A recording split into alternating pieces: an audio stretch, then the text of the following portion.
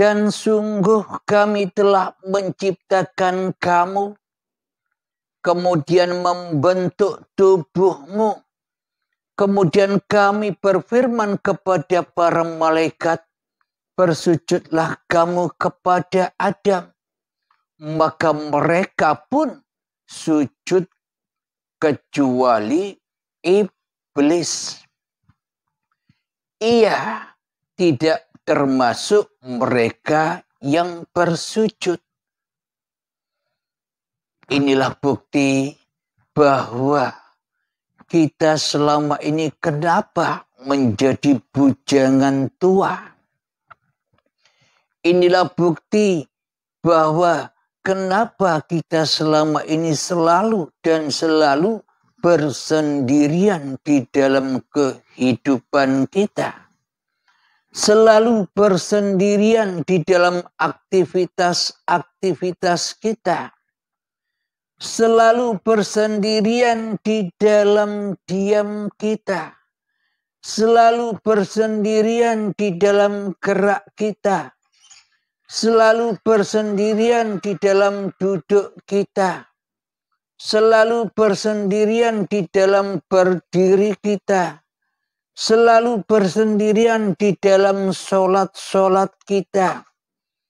Inilah kenapa kita selalu bersendirian di dalam ibadah-ibadah, di dalam bekerja kita, di dalam kegiatan apapun yang kita lakukan selama ini kita bersendirian, yakni menjadi bujangan tua. Kenapa? Karena kita di dalam hati kita tak merasa bahwa kita ini ciptaan. Karena kita selama ini merasa diri kita, hidup dan badan ini seolah-olah kita yang menciptakan. Kita yang jadi Tuhannya.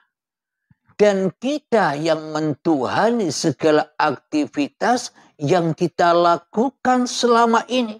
Kenapa? Karena kita tidak rela, karena kita tidak ridho bila kita ini ciptaan Tuhan. Secara logikanya, secara akal sehatnya, bila kita di dalam hati kita memang merasa, memang kita ini ciptaan, mestinya kan bukan kita yang ada. Mestinya kan yang berkuasa atas hidup dan badan ini kan bukan kita yang menjadi penguasanya. Bukan kita yang wujud, bukan kita yang hidup. Bila di dalam hati kita sadar bahwa kita Abdul Halim ini hanyalah ciptaan, hanyalah makhluk. Kenapa kita bersendirian selama ini? Kenapa kita menjadi bujang lapuk selama ini? Karena kita merasa jadi Tuhan, tidak mau bersujud kepada Tuhan, sujudnya kepada iblis dan setan yang selalu merasa di dalam hatiku hanya akulah yang wujud. Hanya akulah yang hidup, hanya akulah yang berkuasa atas apapun yang kulakukan. Inilah yang dimaksud bujangan atau perawan tua, selalu bersendirian. Meskipun kita selalu bersama dengan pasangan-pasangan kita, kelihatannya secara syariatnya bersama, tapi hatinya nafsi-nafsi. Hatinya selalu bersendirian tanpa Tuhan. Karena Tuhannya Abdul Halimnya sendiri. Karena Tuhannya diri kita sendiri di dalam hati kita. Kita tidak rela bila kita ini ciptaan Allah. Apa buktinya? Allah gaib. Apa buktinya? Allah tak berfungsi apapun terhadap kita selama ini. Karena itulah kita tak akan pernah menikah. Kita tak akan pernah kembali kepada Sang Pencipta selama kita masih berpegang teguh dengan kejombloan kita, dengan bujangan kita, dengan perawan kita. Sampai kapan? Sampai mati. Sampai kiamat kubro, yakni syakaratul maut. Maka dari itu, bila kita merasa benar-benar sebagai ciptaan Tuhan, mestinya yang ada, mestinya yang wujud, mestinya yang hidup, mestinya yang berkuasa, mestinya yang duduk, mestinya yang berdiri, mestinya yang berjalan, mestinya yang mandi, mestinya yang makan, mestinya yang berpakaian, mestinya yang sholat, mestinya yang ibadah, mestinya yang bekerja, mestinya yang naik motor, yang naik mobil, yang naik pesawat. Itu siapa? Bila di dalam hati kita menyangka semua itu perbuatan diri manusia kita, ya selamanya menjadi bujangan terus yang di dalamnya selalu merasa kesepian, ketakutan, kemeranaan, kesengsaraan di dalam kehidupan ini karena hidupnya sendirian. Gelap malam, itulah hati kita selama ini yang hidup sendirian. Serba disiksa dengan azab-azab yang pedih di dalam hati kita. Misalkan kita didatangkan, disuguhkan berbagai macam masalah-masalah. Seolah-olah hati kita memang terbakar di dalamnya. Karena kita bersendirian.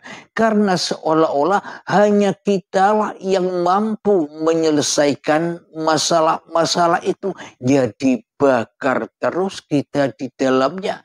Di dalam neraka jahanam yang berbahan bakarkan badan manusia dan hati yang keras melebihi kerasnya batu.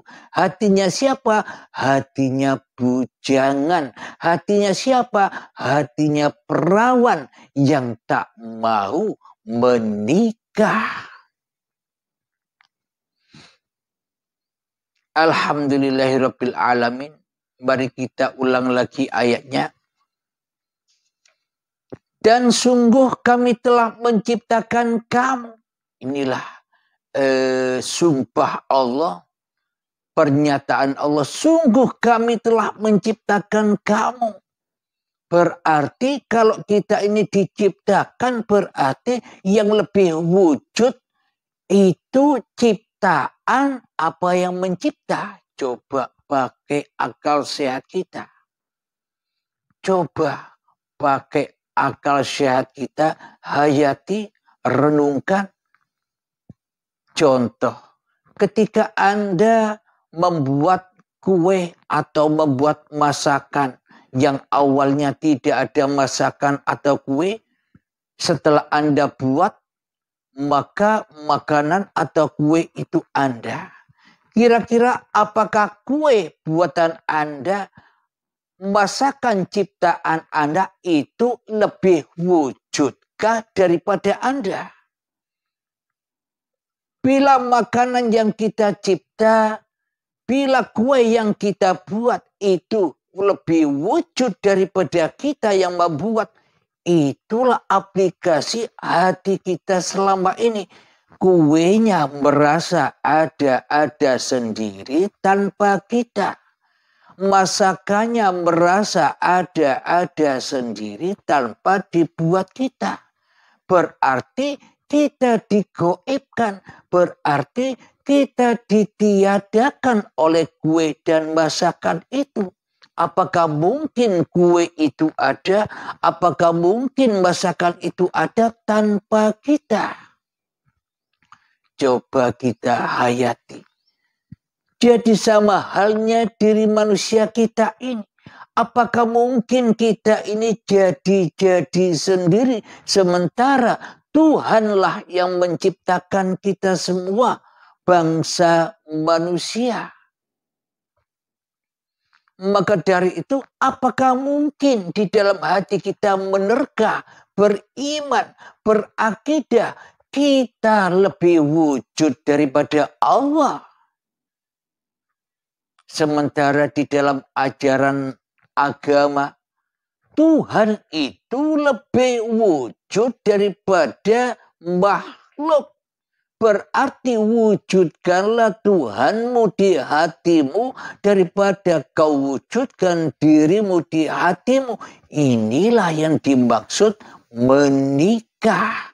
Ketika engkau kembali ke asal usulmu yang tiada, asal usulmu yang goib, asal usulmu yang bukan seperti apa-apa dan bukan seperti siapa-siapa. Itulah pernikahan, itulah pertemuan kembali kepada yang menciptakan. Berarti kalau hati kita sudah kembali kepada yang menciptakan, yang wujud itu kita apa Allah. Yang hidup ini kita atau Allah. Tergantung diri kita masing-masing. Kalau diri kita masih ingin jadi bujangan terus silahkan. Kalau diri kita masih ingin menjadi perawan terus sampai tua, sampai kiamat, silahkan. Mari kita lanjutkan kembali ayatnya yang ke-12 di dalam surat Al-A'raf.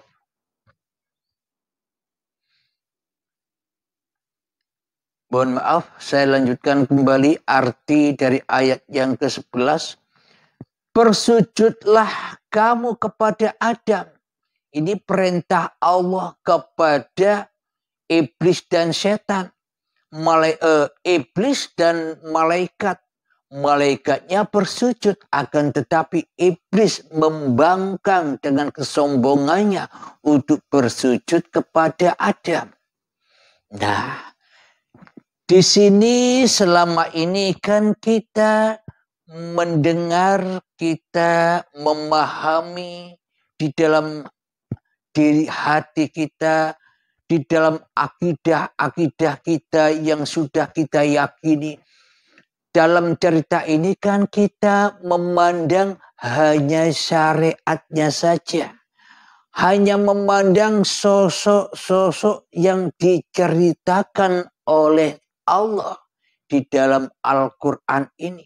Kita mensosok-sosokkan ada Adamnya, mensosok-sosokkan ada iblisnya, mensosok-sosokkan ada malaikatnya.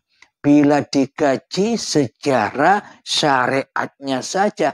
Tapi meskipun dikaji secara syariat, tapi hakikatnya angen wae, mung dongeng wae di dalam hati kita selama ini. Jadi kita selama ini dijujuh-jujui dengan dongeng-dongeng belaka. Dijujui dengan imajinasi saja, dengan halusinasi saja selama ini. Kita hanya membayang-bayangkan di dalam alam kasab, di dalam alam karomah. kita tidak menemukan makna yang sebenar-benarnya di dalam kiasan-kiasan atau sanepan-sanepan yang ada di dalam Al-Quran ini selama ini. Jadi maknanya iblis ini tidak mau bersujud kepada Adam yang bagaimana. Dan malaikat semuanya bersujud kepada Adam itu yang bagaimana. Berhubung kita masih jadi Tuhan di dalam hati kita, ya arti kita mengartikan Al-Quran ya sesuai diri kita, sesuai hawa nafsu kita, sesuai syariat kita, sesuai badan-badan kita. Yang dikatakan sujud ya, yang kita ketahui selama ini sujud ya seperti sujud-sujud di waktu seperti keadaan badan di saat sholat. Jadi malaikatnya sujud ke sosok Adamnya. Iblisnya tidak mau sujud ke sosok Adamnya. Itu kan selama ini yang kita pahami. Karena kita selama ini masih jadi Tuhan, masih menggaibkan Tuhan, ya aplikasi kepahaman kita selama ini, akidah dan iman kita selama ini, ya secara hawa nafsu saja. Kenapa? Karena belum beragama di hati kita. Kenapa? Karena tak ada Tuhan di dalam hati kita. Kenapa? Karena Tuhannya gaib, tak ada di hati kita. Karena kita selama ini jadi bujangan, terus jadi Tuhan, terus. Jadi semua arti di dalam Al-Quran ini kita artikan sesuai hawa nafsu kita. Sesuai ceritanya makhluk. Padahal di dalam Al-Quran yang diabadikan ini Allah menceritakannya. Jadi yang dimaksud malaikat bersujud kepada Adam itu bagaimana? Malaikat itu makhluk yang suci. Tidak pernah bermaksiat kepada Allah. Maka dari itu malaikat sama-sama sujud kepada Adam. Maknanya malaikat di dalam hatinya beriman bahwa yang wujud hanya Allah, yang hidup hanya Allah, yang berkuasa hanya Allah atas diri malaikatnya. Malaikatnya Adam, malaikatnya mau, rela, ridho bila di dalam hatinya malaikat itu dikatakan tak ada, tak hidup, tak wujud, tak berkuasa. Itu maksudnya ayat ini. Karena ini babagan hati ya diceritakan tentang masing hati kita. Jadi ceritanya hati. Al-Quran ini datangnya dari hati. Berhubung menjelang waktu yang begitu panjang yang memahami hawa nafsunya, akhirnya ceritanya babagan dohir, babagan syariat hukum syariatnya badan, sehingga berpecah belahlah. Banyak perpecahan di dalamnya. Kenapa? Karena sama-sama menjadi bujangan, karena sama-sama menjadi perawan tua, menjadi Tuhan sendiri-sendiri di dalam hatinya, merasa benar atas apa yang diyakininya selama ini. Alhamdulillahirabbil alamin. Jadi yang dimaksud menyembah itu, bersujud itu ketika malaikatnya sudah tak punya wujud lagi, sudah tak punya hidup lagi, sudah tak punya kuasa lagi, maka itulah yang dimaksud suci. Sucinya uripe Allah. Jadi yang sudah berbaiat pasti memahaminya. Alhamdulillahirabbil alamin. Terus yang dikatakan iblis tidak mau bersujud kepada Adam itu yang bagaimana? Iblis yang sombong itu yang mana? Coba kita baca diri kita masing-masing. Yang wujud di dalam hati kita siapa? Yang hidup di dalam hati kita siapa? Yang berkuasa selama ini, yang selama ini bersendirian menjadi bujangan dan perawan tua itu siapa? Kan wujud diri kita. Itulah yang dimaksud iblis atau setan yang sombong kepada keadamannya. Iblis setan manusia yang sombong kepada asal usulnya. Asal usulnya Adam di surga. Enak-enak di surga kok turun. Enak-enak tak ada kok merasa ada. Itulah bujangan dan perawan tua itu.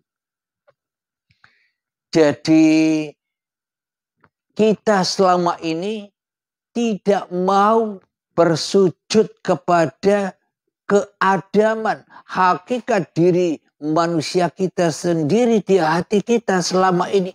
Maka mana mungkin akan wujud nyata sang kekasih yang selama ini menciptakan kita. Bagaimana mungkin akan terwujud sang kekasih yang selama ini menghidupi kita? Bagaimanakah mungkin akan terwujudnya sang kekasih yang selama ini menguasai kita? Manakah mungkin terwujudnya sang kekasih yang selama ini selalu bersama kita sejak dari tanah sampai jadi tanah lagi? Itulah yang dimaksud memahami ayat di surat Al-A'raf ayat 11 ini. Cerita tentang Adam, iblis dan malaikat ini. Jadi bila kita memahami dengan hati, pasti akan paham. Karena hati manusia itulah kitabullah, hakikat Al-Quran itu sendiri. Bukan yang tertulis ini. Jadi hakikat Al-Quran itu adalah setiap hati manusia. Yang mana manusia dengan hatinya kembali kepada Tuhannya. Bila manusia bersujud kepada hakikat diri sejati manusianya yang tak wujud, yang tak ada dan gaib, maka nyatalah araftu rabbi bi rabbi. Aku mengenal Tuhanku dengan Tuhanku. Bila tak ada hidup, bila tak ada uripe Allah, apa kita ada? Apa kita wujud? Apa kita hidup? Apa kita berkuasa? Bila tak ada uripe Allah, apa kita tahu bahwa kita manusia? Bila tanpa uripe Allah, apa aku tahu namaku Abdul Halim? Bila tanpa uripe Allah, apa aku tahu aku seorang laki-laki? Tanpa uripe Allah, apa aku tahu aku sudah tua? Jadi yang tahu itu sebenarnya siapa? Ya araftu rabbi bi rabbi. Aku mengenal Tuhanku dengan Tuhanku ketika kita sudah berjumpa pintu baiat atau kematian atau kiamat akbar. Maka setelah kiamat itulah bangkitlah kodok dan kodarnya Allah. Disitulah tempat kebahagiaan, disitulah tempat ketenangan, disitulah surganya Allah. Ya ayyatuhan nafsul mutmainnah, wahai jiwa-jiwa yang tenang. Bagaimanakah caranya jiwa kita bisa tenang? Irji'i ila rabbiki radiyatan mardiyah. Pulangkanlah dengan rela dan ridho. Maknanya bersujudlah kepada Adam. Diri kita selama ini kan iblis. Diri kita selama ini kan setan. Bersujudlah kepada Adam. Adamkan dirimu. Tiadakan dirimu. Gelapkan dirimu. Sunyikan dirimu dari dirimu. Maka fadkhuli fi ibadi. Maka kita dikatakan hamba yang mengabdi. Kenapa? Karena sudah berjumpa. Araftu Rabbi bi Rabbi. Aku mengenal Tuhanku dengan Tuhanku. Berarti yang mengenal Tuhanku siapa? Berarti yang mengenal diriku siapa? Inilah yang dimaksud perkawinan. Inilah yang dimaksud pernikahan. Ketemu lagi antara hamba dan yang menciptakannya. Bertemu kembali makhluk dengan sang kholiknya. Wadhuli jannati.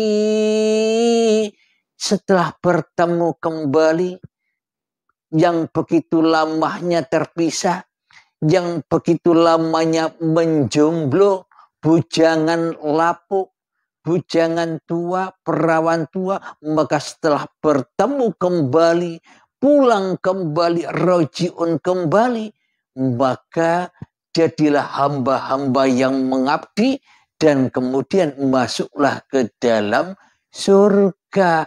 Adam dari surga kembali ke surga. Itu maksud yang ada di dalam Al-Quran yang selama ini ceritanya serba syariat. Memang tak ada yang salah. Syariat yang bahasnya bahas sosok. Tapi hakikat makrifat yang bahas semua itu ada di dalam hati masing-masing manusia. Siapapun orangnya, apapun agamanya, apapun golongannya, apapun alirannya, semuanya sama karena sama-sama ciptaan Tuhan, karena sama-sama hidup yang ahad, hidup yang tak ada bedanya, hidup yang ada di mana-mana dan hidup yang tak kemana-mana. Sebenarnya kalau dibaca semua ini panjang, jadi satu ayat saja bisa mengaplikasikan, bisa menjelaskan pertanyaan-pertanyaan saudari kita Bu Eka tadi. Alhamdulillahirabbil alamin. Semoga yang berjudul bujangan dan perawan tua ini bisa kita pahami bersama, terutama diri saya pribadi yang dhaif, yang bodoh ini. Semoga kita sama-sama dipahamkan oleh Allah Subhanahu wa taala. Amin ya rabbal alamin. Sebelum kita akhiri kajian ini, marilah kita kemahkan sholawat dolimin daf'ul bala. Allahumma salli ala sayyidina Muhammad wa ashgili zalimin bil zalimin. Allahumma salli salli ala sayyidina Muhammad wa ashghili zalimin bil zalimin wa ahrijna min bainihim salimin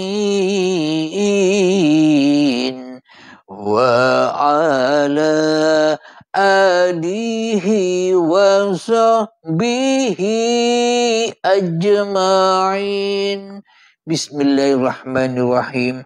Allahumma ya qadiyal hajat, Allahumma ya mujibad da'awat, Allahumma ya rafi'ad darajat, Allahumma ya muhillal muskilat, Allahumma ya syafiyal amrat, Allahumma ya kafiyal muhimmat, Allahumma ya dafi'al baliyat, Allahumma akhtim lana bil iman, Allahumma akhtim lana bil islam, bijahi sayyidil mursalin. Rabbana atina fid dunya hasanah wa fil akhirati hasanah wa qina adzabannar.